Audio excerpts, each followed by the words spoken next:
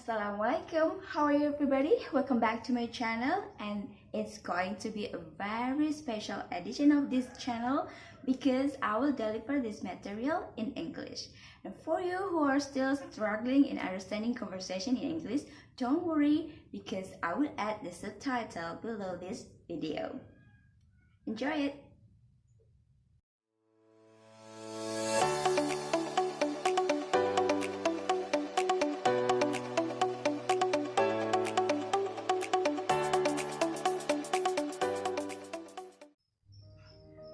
Today we're going to learn about cost of production.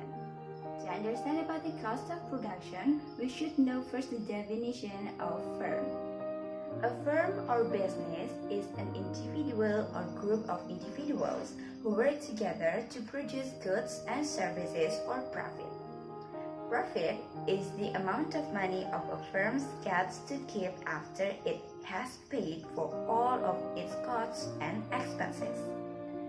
In this video, you will learn about explicit and implicit costs and accounting and economic profit, the structure of cost in the short run, and the structure of cost in the long run.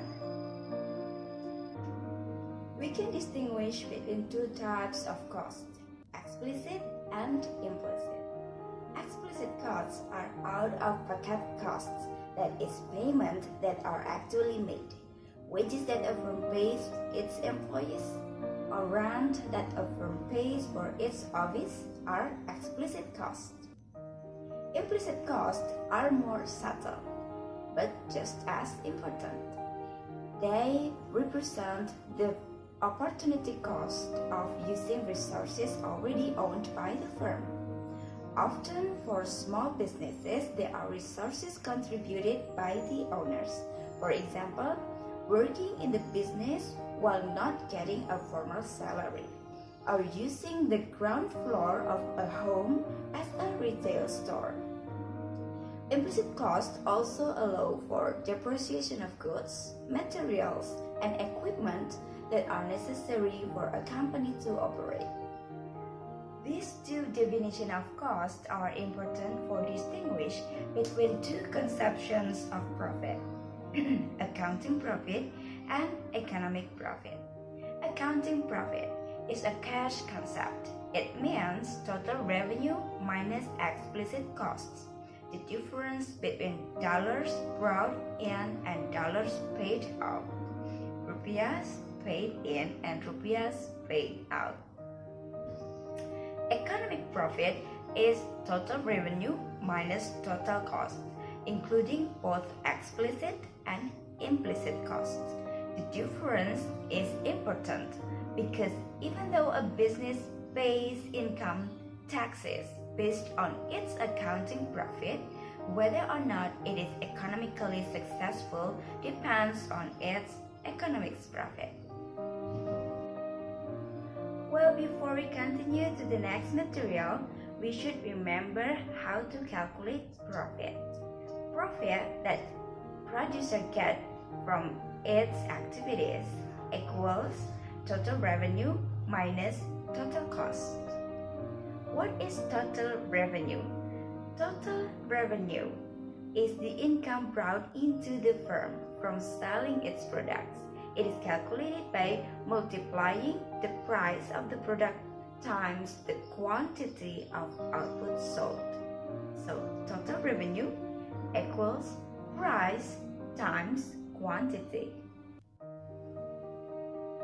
In calculating profit, we need to know how much our total revenue and how much is our total cost. Total revenue, we have got it before. We get it from price times quantity we have sold. But how about the total cost? Because there are so many kinds of cost. Let's talk about the cost first. The cost of producing a firm's output depends on how much labor and physical capital in the firm uses. A list of the costs involved in producing cars will look very different from the costs involved in producing computer software or haircuts or fast food meals. However, The cost structure of all firms can be broken down into some common underlying pattern. When a firm looks at its total cost of production in the short run, a useful starting point is to divide total costs into two categories: fixed costs that cannot be changed in the short run and variable costs that can be changed. Fixed costs are expenditures that do not change regardless of the level of production, at least not in the short term. Whether you produce a lot or a little, the fixed costs are the same. One example is the rent on a factory or a retail space. Once you sign the lease, the rent is same regardless how much you produce, at least until the lease runs out. Fixed costs can take many other forms. For example, the cost of machinery or equipment to produce the product. Variable costs, on the other hand, are incurred in the act of producing. The more you produce, the greater the variable cost. Labor is treated as a variable cost since producing a greater quantity of goods or services typically requires more workers or more work hours. Variable cost would also include raw material. So how to calculate the total cost? Total cost equal fixed cost plus variable cost. The information of total cost, fixed cost, and variable cost can also be presented on a per unit basis. Average total cost, or ATC or AZ, is calculated by dividing total cost by the total quantity produced. The average total cost curve is typically U-shaped. Average variable cost is calculated by dividing variable cost by the quantity produced. The average variable cost curve lies below the average total cost curve and is typically U-shaped or upward sloping.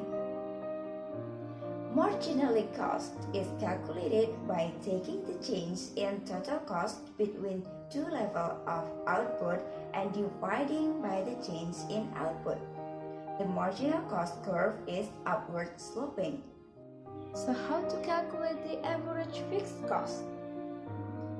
Can you guess it? Yes, that's right. Average fixed cost obtained while fixed cost is divided by the quantity of output. Average cost tells a firm whether it can earn profits given the current price in the market. If we divide the profit by the quantity of output produced, we get average profit, also known as the firm profits margin. Expanding the equation for profit gives like this.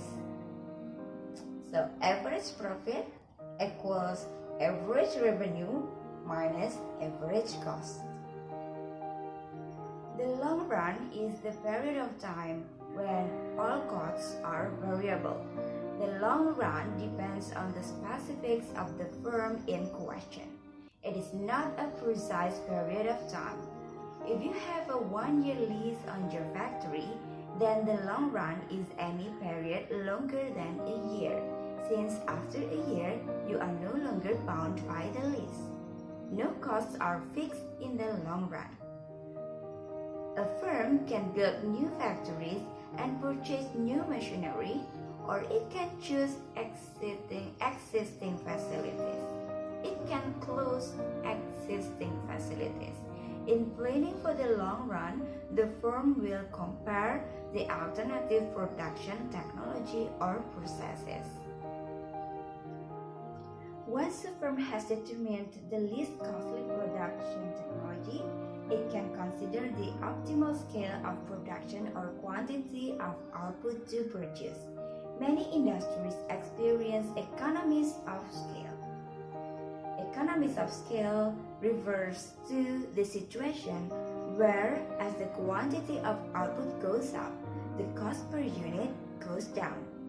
This is the idea behind warehouse stores like Costco or Walmart. In everyday language, a larger factory can produce at a lower average cost than a smaller factory. Well, okay, that's all for today. Thank you for watching, and hopefully it will help you to understand more about the cost of production. If you like this video, don't forget to click like and don't forget to subscribe this video. Thank you very much and enjoy your work from home activities. Hopefully you stay healthy, stay safe, and stay happy. Wassalamualaikum warahmatullahi wabarakatuh. Bye. See you.